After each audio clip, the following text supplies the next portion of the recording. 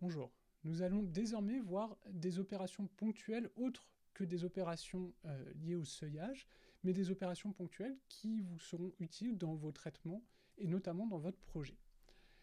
Regardons d'abord les opérations sur les histogrammes. On avait vu comment construire l'histogramme d'une image et ce que ça représentait. Et donc cet histogramme, vous le connaissez bien maintenant, c'est celui de notre image de chat qu'on avait précédemment. Alors, à chaque fois que je vous ai montré cette image de chat dans les modules précédents, je vous ai dit, j'ai égalisé cet histogramme. Nous allons maintenant voir ce que ça veut dire égaliser l'histogramme. Si on regarde l'image de chat qu'on avait au départ, elle ressemble à ça.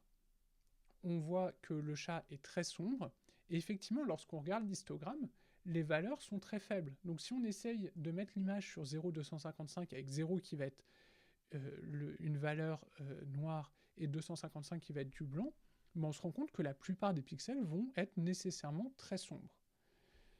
C'est pas forcément souhaitable, puisque là, on arrive difficilement à distinguer le chat. Donc, l'idée, c'est on va essayer de modéliser, d'améliorer la représentation visuelle de cette image à partir de son histogramme, et de corriger le fait qu'on a cette dynamique très faible. Je vous avais parlé de la dynamique notamment dans les traitements HDR. Là, on va essayer d'augmenter la dynamique de notre image avec une méthode de traitement des images. Ça, c'est une opération qui s'appelle l'égalisation d'histogramme. L'égalisation d'histogramme, l'objectif, ça va être de tendre vers une distribution de pixels uniforme. Donc à partir de cet histogramme, ce qu'on aimerait obtenir, c'est un histogramme qui ressemble à ça, où on a finalement étalé l'histogramme sur l'ensemble de la plage possible, c'est-à-dire entre 0 et 255. Lorsqu'on regarde la distribution cumulée, on va effectivement avoir une distribution cumulée qui va être beaucoup plus linéaire entre 0 et 255 que ce qu'on avait de manière originale. Donc l'objectif, c'est de retrouver cette distribution cumulée linéaire. Pour ça, on va donc partir de notre image originale, et une fois qu'on a appliqué cette égalisation d'histogramme que je vous ai montré, on obtient cette image. Vous voyez que sur cette image, on arrive beaucoup mieux à reconnaître le chat. Alors bien sûr, il y a des artefacts, il reste des artefacts, mais on arrive mieux à reconnaître notre chat. Donc, partons de l'histogramme, qu'on va noter HI. HI, c'est un objet qui vit dans l'espace des entiers naturels à dimension 256 si on s'en tient au cas où nos images sont codées sur des entiers 8 bits.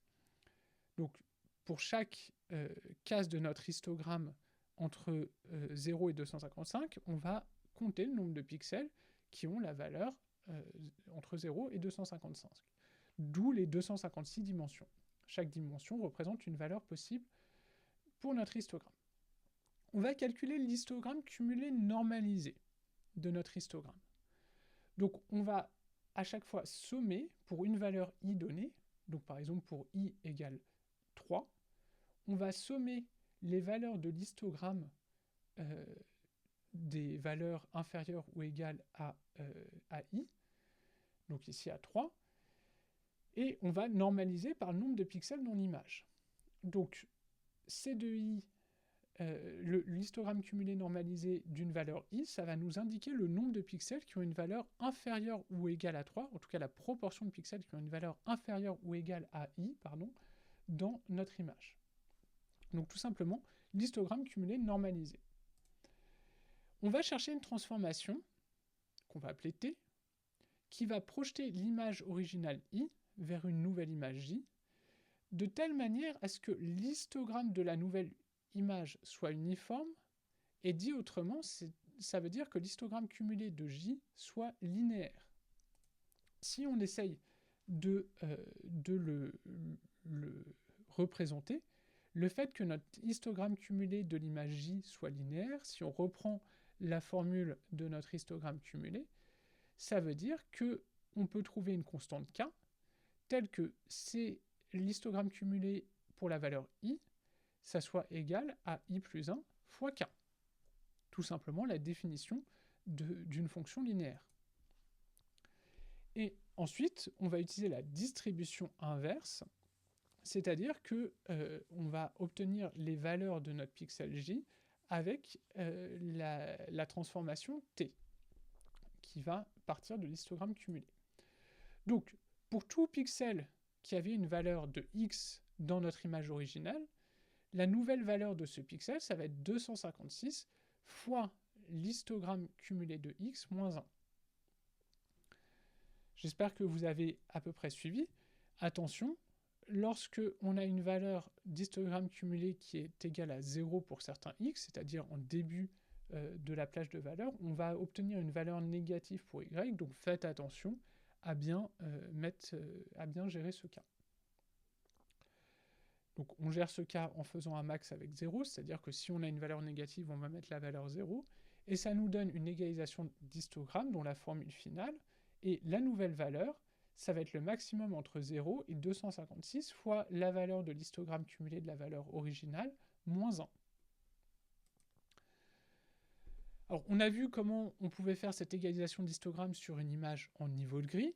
Maintenant, comment on peut le faire pour une image en RGB, finalement, ou dans un espace de couleur donné. Finalement, c'est quelque chose qui va se passer assez souvent. La première idée, ça serait de dire on va faire l'égalisation indépendamment sur chacun des canaux. Alors, on peut faire ça. Le problème, c'est que si on s'amuse à faire ça, on va avoir des couleurs qui vont changer, parce qu'on ne va pas forcément avoir une transformation qui va être la même sur chacun des canaux, et donc les couleurs ne vont pas avoir une transformation linéaire. Ce qu'on souhaite, en général, c'est d'égaliser l'intensité des couleurs, finalement ce contraste.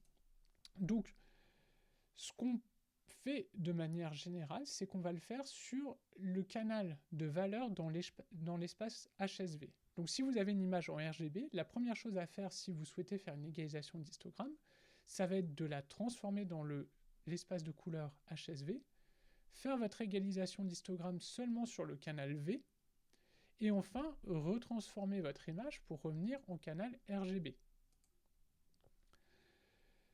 Maintenant, j'aimerais que vous réfléchissiez un petit peu à ce que ça veut dire de faire des opérations ponctuelles simples sur une image. Par exemple, si j'ai une image en niveau de gris et qu'à chaque pixel, j'ajoute une constante. Ce qui va se passer sur mon image, au final, c'est un éclaircissement.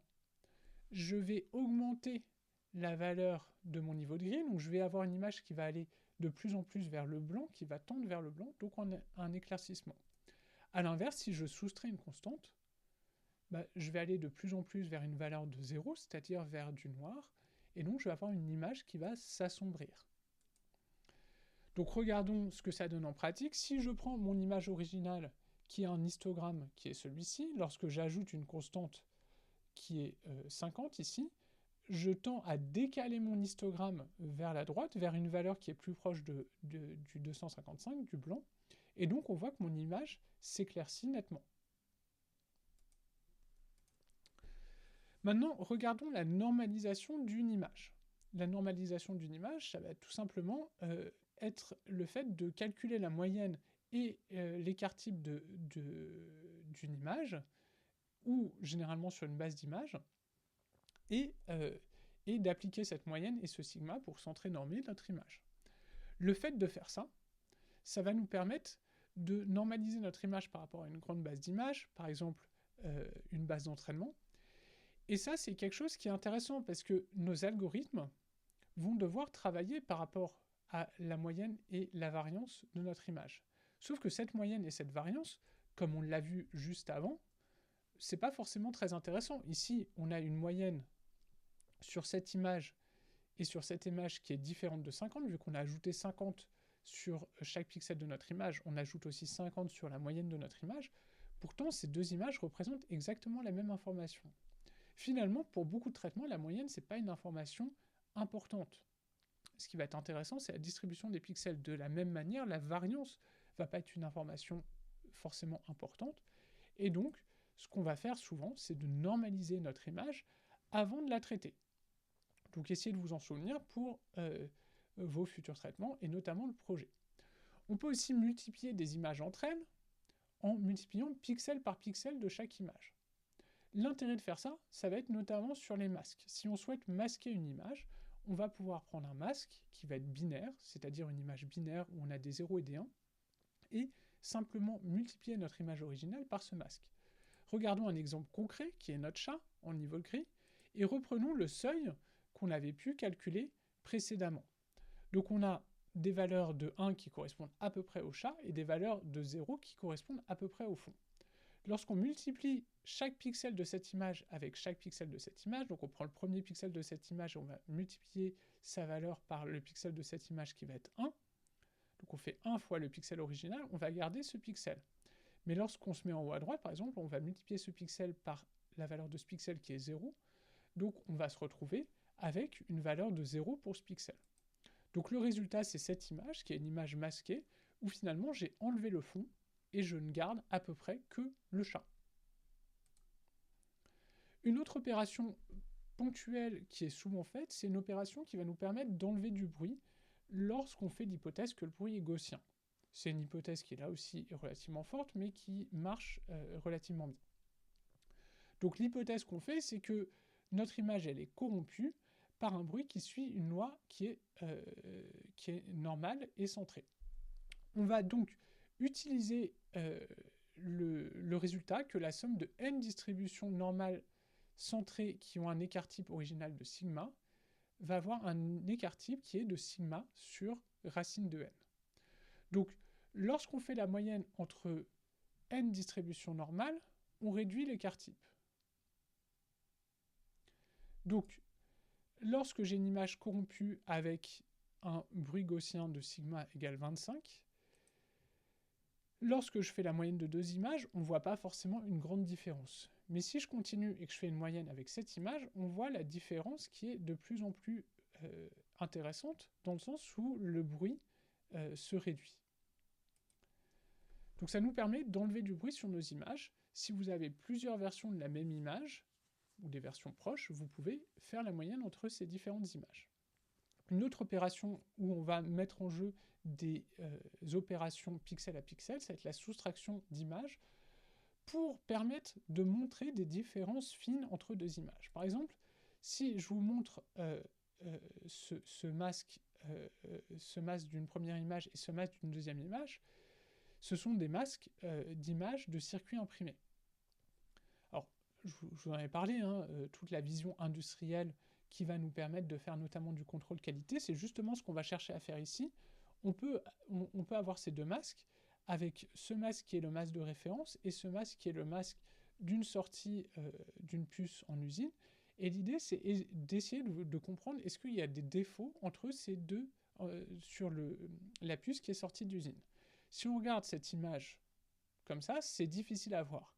Cependant, si je fais la différence entre mes deux images, on peut voir des éléments qui ressortent assez fortement. Et par exemple, on voit ici ce point.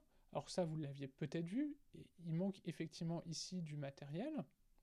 On a du matériel en trop sur ce carré qu'on voit bien apparaître ici. Et puis on a des connexions qui sont différentes entre nos deux images.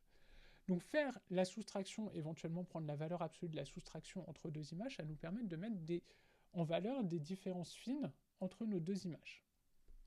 On peut aussi appliquer cette même idée à une vidéo pour soustraire le fond.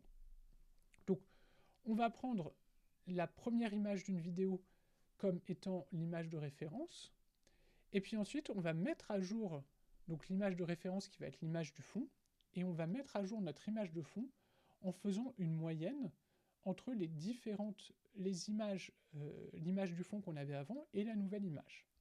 Cette moyenne, on va la pondérer souvent par un facteur alpha, afin de garder plus ou moins en mémoire longtemps l'image du fond. Donc en général, on va prendre un alpha alpha est entre 0 et 1, on va prendre un alpha qui va être relativement élevé, et ça va nous permettre d'avoir ce genre de choses. Donc nous avons ici une première image.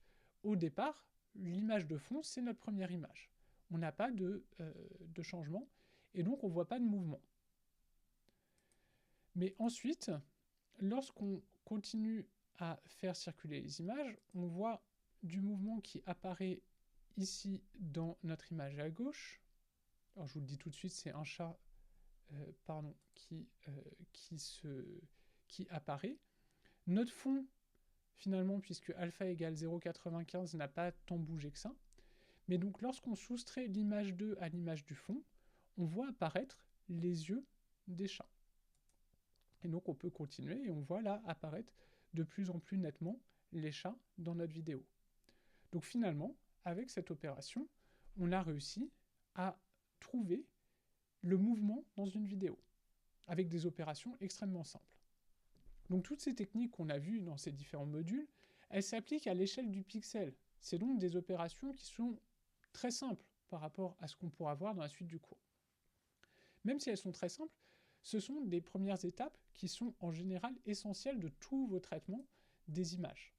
Lorsque vous voulez faire un algorithme de traitement des images, c'est ce que nous avions vu avec la chaîne de traitement, on commence généralement par des étapes où on va essayer de nettoyer l'image, on appelle ça du pré-processing, de nettoyer l'image, de la normaliser, d'extraire des caractéristiques qui peuvent être importantes pour la suite du traitement, et donc on a besoin de faire ces traitements simples en début de chaîne de traitement. Mais même si ces traitements sont simples, vous avez vu qu'on commence à avoir des opérations qui sont intéressantes et qui peuvent être directement appliquées à un grand nombre de problèmes.